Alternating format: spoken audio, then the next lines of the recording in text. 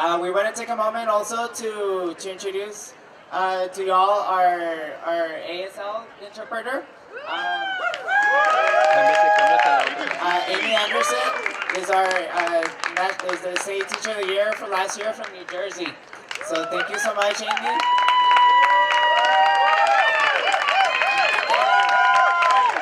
All right. So our next speaker is going to be Michael Soskil. He is the 2018 Pennsylvania Teacher of the Year. He's an author, and he was a top 10 finalist for the Global Teacher Prize in 2016. So let's please give a warm welcome to Michael.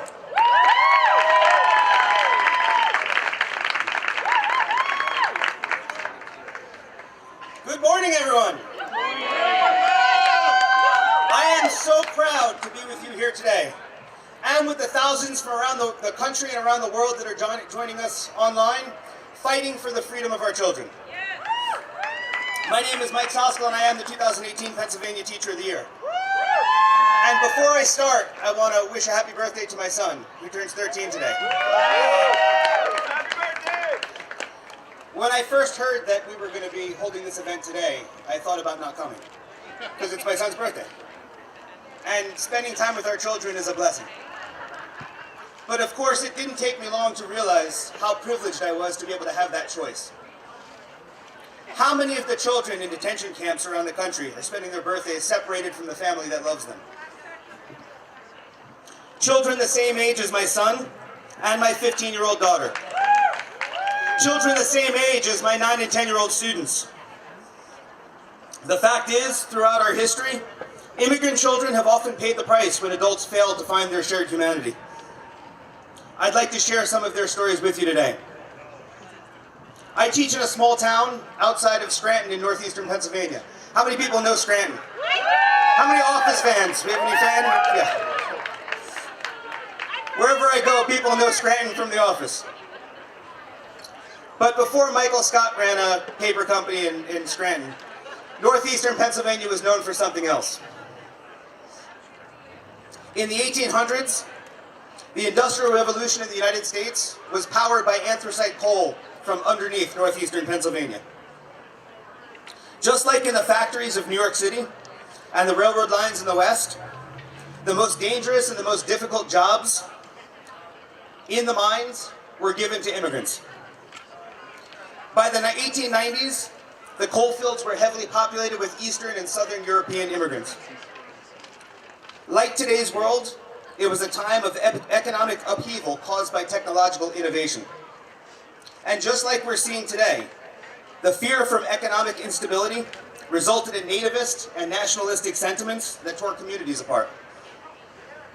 Corporations and mine owners at the time valued profit a lot more than they valued the immigrants who were working in their mines. Workers were expendable and easily replaced. During anthracite mining's heyday, 600 to 700 immigrant workers were killed in the mines every year, and many of those deaths were children. Immigrant children were exploited. Many started working deep underground as nippers. They sat in complete darkness for 14 hours a day. Their only company were the rats and the occasional mules that would come by on the coal trains. When the tunnels were built on a slope, coal cars came hurtling down the track. The nippers had to listen carefully, because it was the only signal that they should open the door and let the cars come through. And if they didn't hear those cars coming in time, those cars would crash into the doors. Darius, a Lithuanian immigrant, was 9 years old when he lost his life. Sitting alone in the dark silence made falling asleep almost inevitable. Despite trying desperately to stay awake, he dozed off.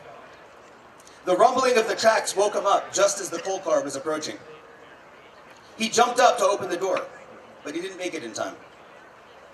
He was crushed to death as the 4-ton car crashed through the door. Nippers like Darius got paid 70 cents a day.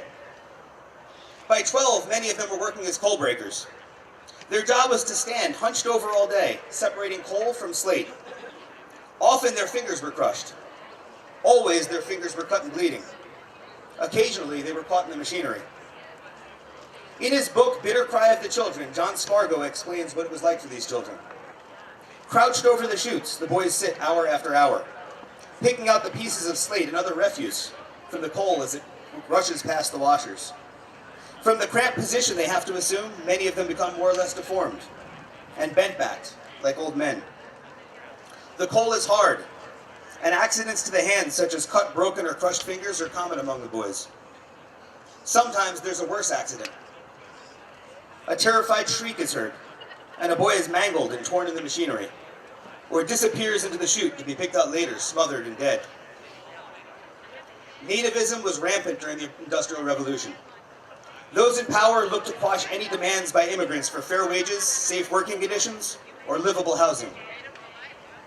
Often immigrant workers who would organize or strike in the hope of improving their condition were met with the harshest of consequences. One such instance occurred in Latimer, Pennsylvania, on September 10th, 1897. 400 unarmed Eastern European immigrants marched with an American flag to demand better working conditions. The local sheriff, angered by these demands, deputized 150 citizens and armed them with new rifles. These deputies opened fire on the immigrants, murdering 19 and wounding 32. The inscription on a monument erected in Latimer explains how the local government saw the immigrants that they fired upon.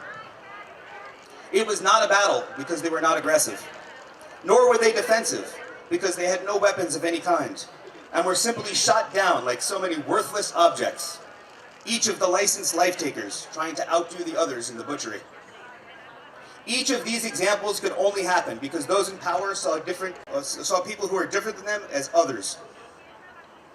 They happened because those with power used it to marginalize those who were different.